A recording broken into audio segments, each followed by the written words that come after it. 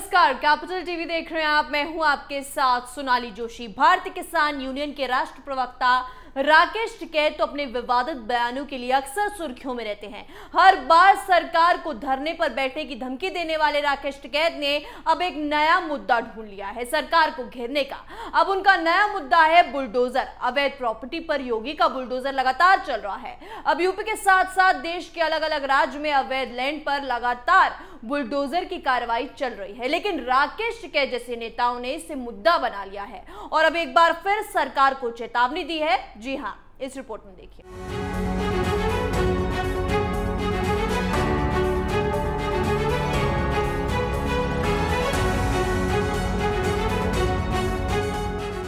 भारतीय किसान यूनियन के राष्ट्र प्रवक्ता राकेश टिकैत ने एक बार फिर सरकार पर हमला बोला है।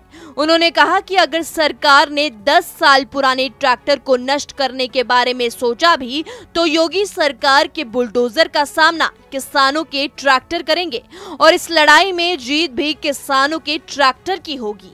भारतीय किसान यूनियन के राष्ट्र प्रवक्ता राकेश टिकैत ने बुलडोजर से की जा रही कार्रवाई पर भी एक बड़ा बयान दिया है। उन्होंने कहा कि जिस तरह से एक धर्म विशेष को टारगेट किया जा रहा है उससे इंटरनेशनल स्तर पर एक गलत मैसेज जा रहा है। इसके साथ टिकैत ने सरकार को 3 महीने के अंदर किसानों को 10 साल पुराने ट्रैक्टर बंद करने के आदेश पर भी घेरा। भारतीय जनता पार्टी में 10 साल पुराने लोग हैं, पहले वो सरेंडर दें। अभी तो एक ही बुलडोजर चला है, लेकिन दिल्ली में 4 लाख ट्रैक्टर चले थे और लोग घबरा गए थे। इसके साथ टिकैत ने कहा कि सरकार 10 साल पुराने ट्रैक्टरों को बंद करने की बात कह रही है, लेकिन बहुत जल्द ही ट्रैक्टर सड़कों पर आएंगे और बुलडोजर का मुकाबला होगा। दरअसल शुक्रवार को भारतीय किसान यूनियन के राष्ट्र प्रवक्ता राकेश टिकैत किसानों की समस्या को लेकर जिला कलेक्ट्रेट में जिलाधिकारी से मिलने पहुंचे थे।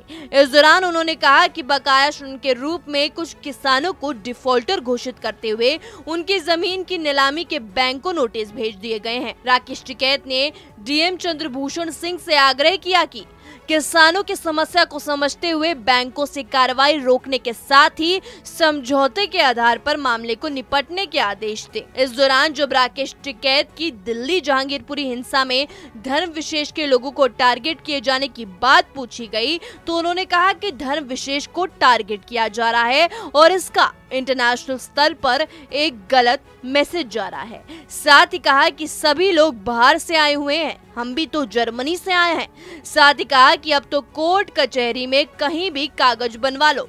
मुजफ्फरनगर की कचहरी में तो आप कहीं पर भी पहचान पत्र और आधार कार्ड बनवा लो। इस तरह की घटनाओं से देश का विकास रुकता है तो आपस में नफरत फैलती है। इन चीजों को छोड़कर सभी को अपने काम पर ध्यान देना चाहिए।